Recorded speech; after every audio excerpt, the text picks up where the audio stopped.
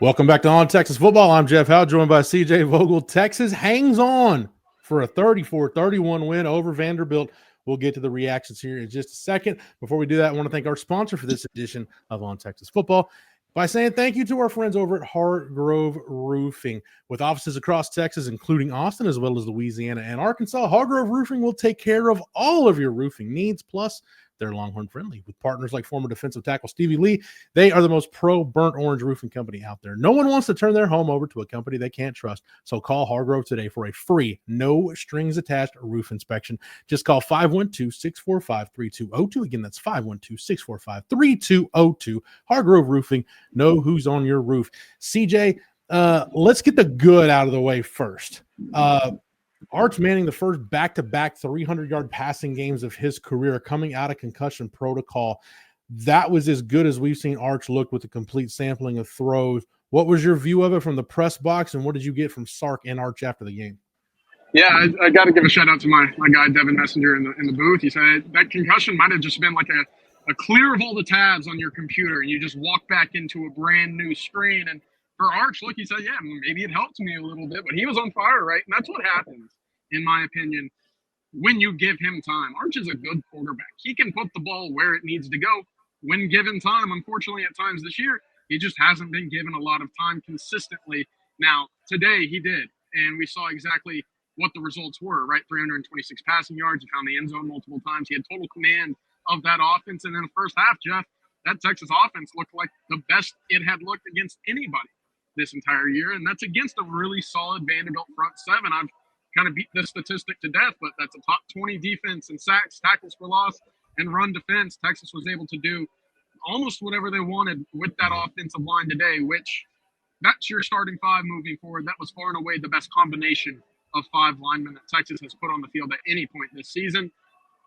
They figured something out, and I'm very cautiously optimistic that moving forward, they're going to have success against maybe anybody.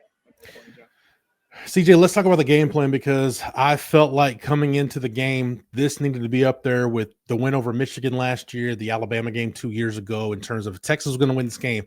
This had to be one of the best games Sark called from the jump. He called the touchdown play on the first play of the game, which we like that. But overall, CJ, this offense, you mentioned it, only one tackle for loss. The offensive line got some margin for error. Things just were cleanly operated. They were well executed. CJ, I don't know what Sark said after the game about his game plan, but this was about as good as we've seen Sark. Yeah, it absolutely was. And look, it's kind of what Rod and I and you as well, Jeff, have been talking about in this week leading up. Texas finds success when they go 11 personnel, they go quick, they throw the football. And I asked Sark postgame, I said, look, it didn't feel like there's a lot of two tight end looks. Was that by design? What did you see, and how did you find success?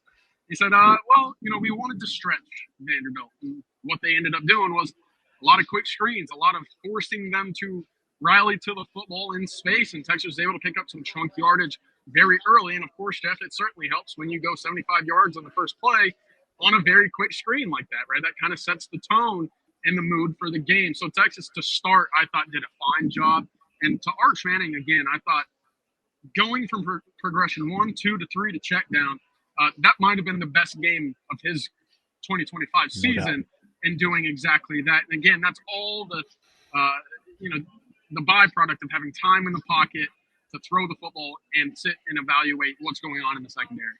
CJ, before we get to the stuff everybody wants to talk about, and we'll talk about it too, but the last good thing, you mentioned the offensive line, only one tackle for loss allowed. I mean, you get 97 yards on 25 carries from your running backs, 6 sacks. Vanderbilt had only allowed 7 the entire year coming into this game. CJ, Texas dominated the line of scrimmage against a team that prides itself on winning with a line of scrimmage style of play. Yeah, it absolutely was. Starting defensively, my goodness, did Colin Simmons dominate from the jump. Of course, he has the strip sack fumble recovery, but next drive, he forces a holding penalty. He creates pressure to throw away to force a punt. I thought Colin Simmons dominated the first quarter, first half. And then you got to implement some Anthony Hill. As Vanderbilt adjusted to Colin Simmons, boy, did PK have some answers, right? Anthony Hill had a couple tackles for loss. Ethan Burke has really blossomed over the last 2 or 3 weeks. And then, of course, Brad Spence. It's so fortunate and such a luxury for Texas to sit there and say, if you want to take Colin Simmons and Anthony Hill out of the game, Here's Brad Spence. Here's Lance Jackson. Here's Ethan Burke. You just go down the list. They have guys that can get to the quarterback, and that was on display once again today. On the flip side, look, I asked Cole Hudson postgame, you came in to Texas with Connor Robertson. Y'all were friends. Y'all lived together. What is it like playing next to him? He goes, look, I thought at times at center, he's known the position and known, this offense a little bit more than I have, and he's been a guy that's had to sit and wait his turn. Now that we're playing together, we have a lot of camaraderie, and that's another fourth-year guy to the right of Connor Robertson with DJ Campbell. So this is what you envisioned entering the year with 3 fourth-year guys on the interior, and they're playing exactly like that now, Jeff. They're exuding some of that seniority, and Texas benefited today. Look, I think Nick Brooks is going to be a fantastic player by the time he's done at Texas. And Connor Stroh, from an effort standpoint, he gives you everything he's got. But CJ, as we close out the good stuff from this game, I said back earlier in the year, hey, I'm not so sure your best O-line combination isn't Hudson at left guard and Robertson at center. We'll see how it plays out the rest of the year. But at least for one game, between what they were asked to do and their level of execution, maybe they found something.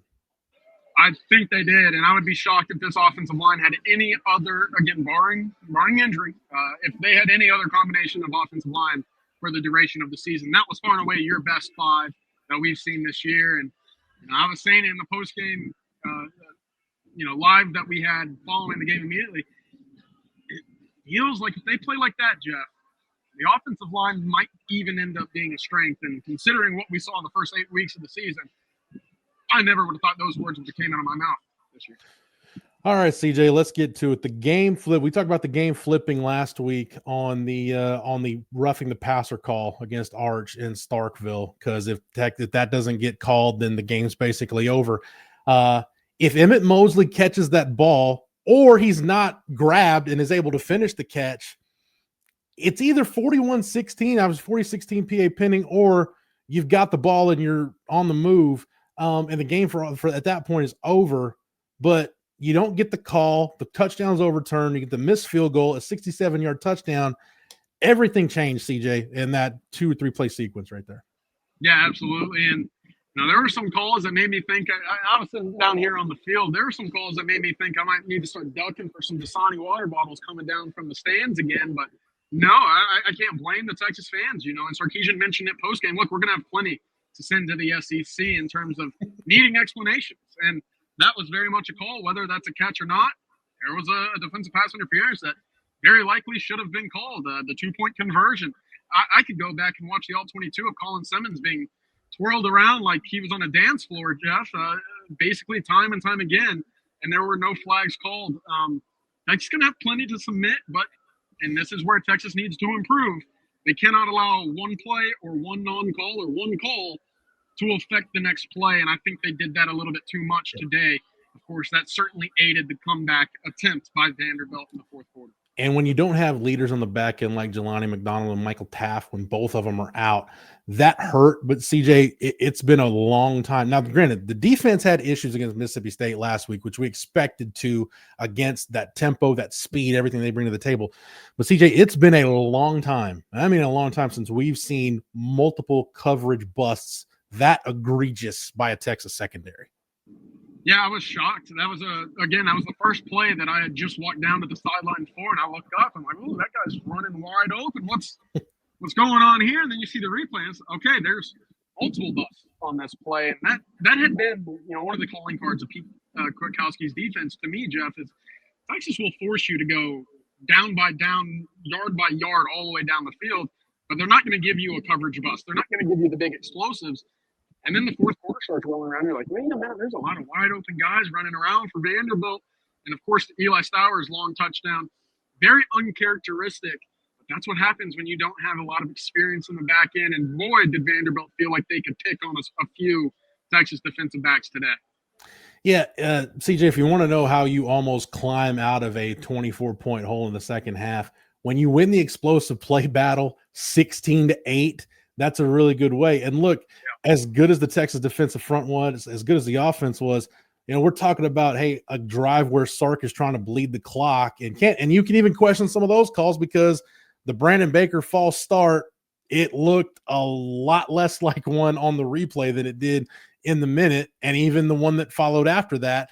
But CJ, that aside, again, you can't have that. And with Gunnar Stockton, Taylor Green, and Marcel Reed still on the schedule, that's something they got to tighten it up and get it cleaned up on the back end.